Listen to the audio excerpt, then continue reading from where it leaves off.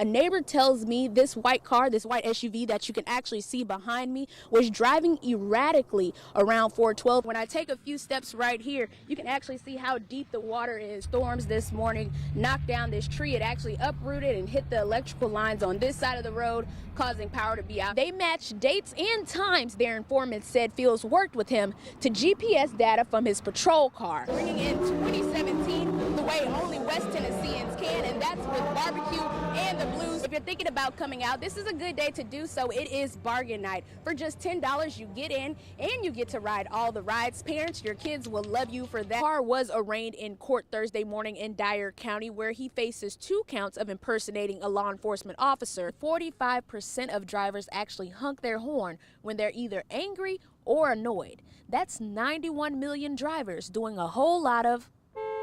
Words can't express how thankful we are and how we feel about it. All this is crazy, you know. Austin and Angel Morris say they feel blessed and are overwhelmed by West Tennessee's support after losing their daughters Malia and Abriana New Year's Day when their Martin home burned down. Saturday afternoon, community members decided to help out, hosting a poker run at J.W. Brewski's as a fundraiser for the Morris family. We want to help them in any way and every way we can, and we're going to do that. Nearly 200 bikers from across West Tennessee and even Nashville attended the benefit, participating in the ride, donating money, buying shirts, food, and raffle tickets. It's amazing that so many people can just come together. Doesn't matter who you are, where you're from, how much money you've got, and just do something great for somebody that loses so much. Saturday's event wasn't just about the poker run and raising money, but an opportunity to redo Christmas for the Morris kids who lost everything in the fire. So Santa Claus was back in town, bearing gifts. Oh, look at that. To let them feel loved. They're not looking for a handout, but the whole community has come together to raise enough money to be able to contribute to anything that they need. Despite the tragic loss this family has endured, with so much love and support from the community, Morris says his family will make it through. Today is a good day. Today is a blessed day. I feel like me and my wife, me and my whole family is going to be okay. In Weakley County, Amber Hughes, WBBJ-7 Eyewitness News. I guess praise the Lord for insurance, because we're definitely going to have to rebuild now. The sound of crews working to move fallen trees could be heard all morning across Gibson County after Wednesday morning thunderstorms and winds caused damage across the county. Trees down all over the county, electricity's out.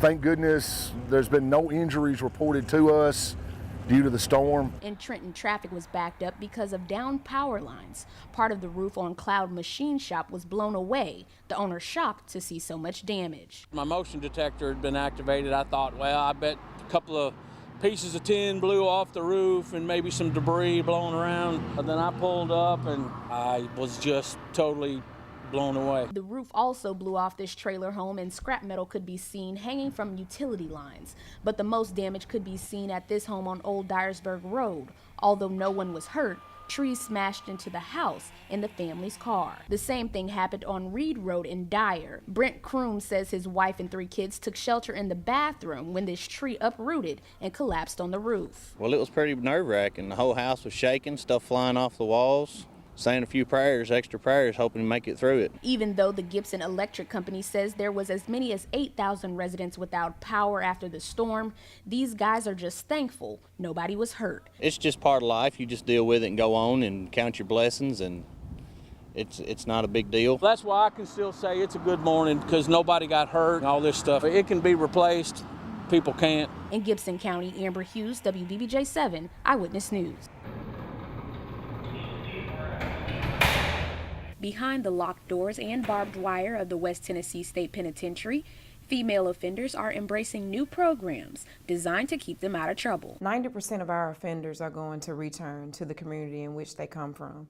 So it is our duty to provide them with the necessary tools that they need to be successful. In August, the Women's Therapeutic Residential Center opened, focusing on instilling practical skills not available in traditional prisons. They have more programs here that'll be able to give us an opportunity to get a real job outside of here. There's a lot to do. It doesn't even really feel like you're in prison, honestly. It really doesn't.